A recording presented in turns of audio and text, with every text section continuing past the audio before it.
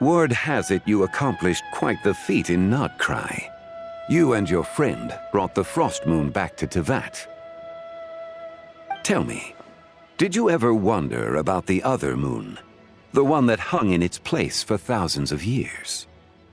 We never really thought about it, but it must have been a fake, right? A fake moon! Indeed, it was false. Its true nature, nothing but a projection of the moon. It also happens to be the prison that confines Zebai to this day. Wait, the White Horse Adeptus is trapped inside that projection? Then we need to rescue her! But the moon in the sky right now is the real one, right?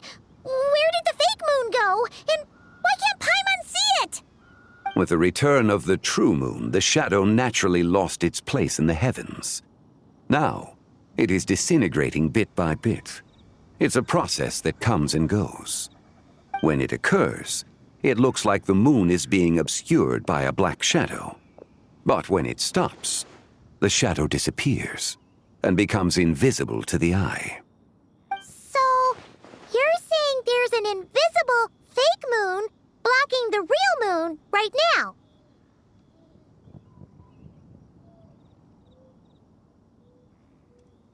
Indeed. Okay, this is not what Paimon was expecting.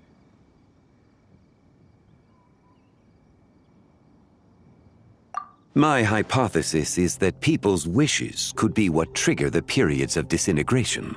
After all, when you experienced that episode just now, it was precisely when Miss Linlong spoke of her own wish. Wait, is that because the White Horse Adeptus answers people's wishes? The legend must be true then. So, that means the more wishes we make, the faster the fake moon will disintegrate, right? Then it won't be long before the White Horse Adeptus is free! Quite the contrary. After countless years trapped inside, the two have merged into one. When the moon shadow is gone, Zebai will cease to exist in this world. Oh no! So, by bringing the moon back, we actually hurt the White Horse Adeptus? Do not burden yourself with such thoughts. Because of your actions, a promising opportunity has presented itself to us. Let us not forget, what is crumbling is also precisely that which imprisons her. Yes, and that is why I invited you here tonight. Your connection to that broken jade token confirms that you can do what I envision. However, while I had hoped to receive your assistance, this matter could have significant ramifications. I must admit a certain reluctance to implicate you in more of Teyvat's secrets. Often, the deeper one's knowledge of such matters, the harder it becomes to extricate oneself from them. You are someone who once traveled through the boundless sea of stars. I cannot help but wonder, perhaps it is wrong for your fate to become too entangled with the fate of any one world.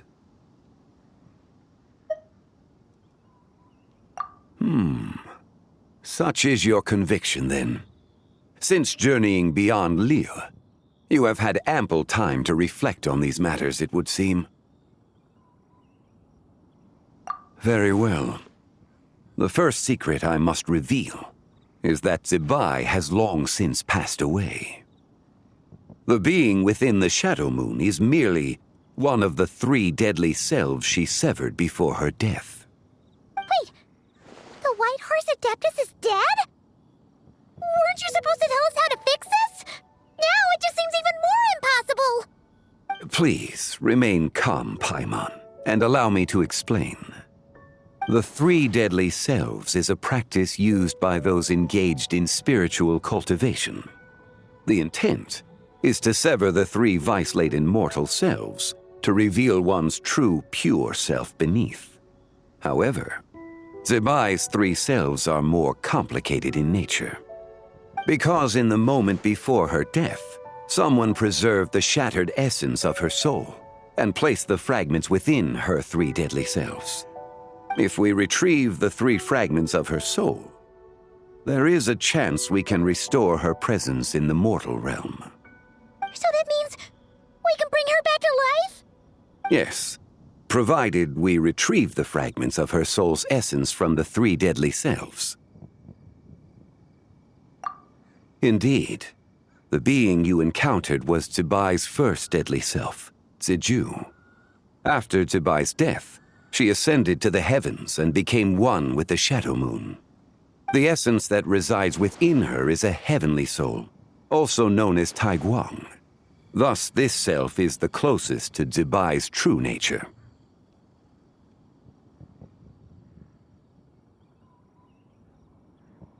That said, because she is trapped within the Shadow Moon, we have no choice but to seek out the other two soul essences first.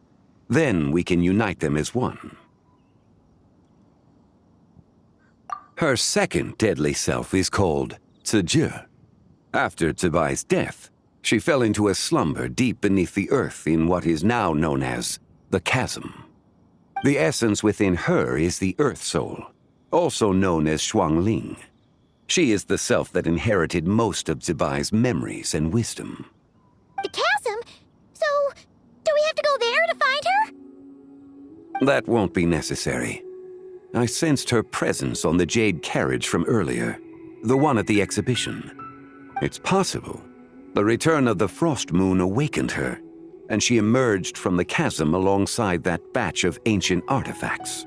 Wait! That must be why you agreed to help with the exhibition! To investigate the artifacts! Indeed. So in truth, Miss Linlong was the one who helped me. The third deadly self is Zichao. The essence within her is the human soul, also known as Yojing, Zibai's shade. Thus she is the most free-spirited among the three. She lent me her aid during the Archon War, 1,000 years ago. But later, as her powers waned, she retreated into the mountains. I imagine finding Zichao should prove the most troublesome, so I shall take it upon myself to track her down. So, we need to find the second deadly self, right? But where do we even start? Locating her should not prove difficult.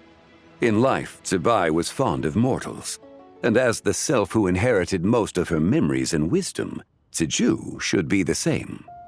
It's possible she has possessed someone, and is meandering the bustling streets of Liyue Harbor as we speak. Possess someone? Wait! Are you thinking what Paimon's thinking, Traveler? What if she raided a tomb and dug up some super special relic, then got herself haunted by an ancient ghost? Exactly! Lu Xiangxiang! It seems you have a lead in mind already. Should still be at Boo Boo Pharmacy. She was super agitated when she first got there, so Baishu gave her some calming medicine and told us to come back in 2 days. Do you think it could be her, Zhengli? It's quite possible. The deadly selves are impure beings that can easily influence mortal minds. A sound plan. Well, I should get started on my own investigation then. But you're leaving already? I must. Zichao went into hiding after the Archon War. If I am to have any success tracking her down, and there's no guarantee, I should start sooner rather than later. But there's still so much you haven't told us! Like, who the White Horse Adeptus actually is, and how she died in the first place! Not to mention who it was that preserved the fragments of her soul.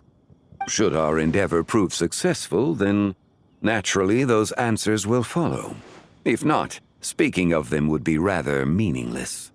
Huh. It would seem that this is a question you are unwilling to set aside. Very well. I shall tell you. It was the Avatar of Time. Ah, so you know of her existence. The ruler of time saved her soul. Indeed. Preserving what remained of Zibai's soul in the moment before her death. Only the power of time could be capable of such a thing. However, there is no telling what effect it has had on the three deadly selves. In other words, you must exercise caution when seeking out Zhuge. On the night of Lantern Rite, countless Shao lanterns and the wishes written upon them will be released into the sky. I estimate that this event will trigger the Shadow Moon's collapse. When that happens, the cage that confines the first deadly self will open. That is our moment to act, but also the moment where all could be lost. For if we fail to retrieve the other two soul fragments in time, Zibai's resurrection is hopeless. As I mentioned before, the answers to your remaining questions should come in time, providing our efforts bear fruit. Let us hope that all proceeds smoothly in the days to come.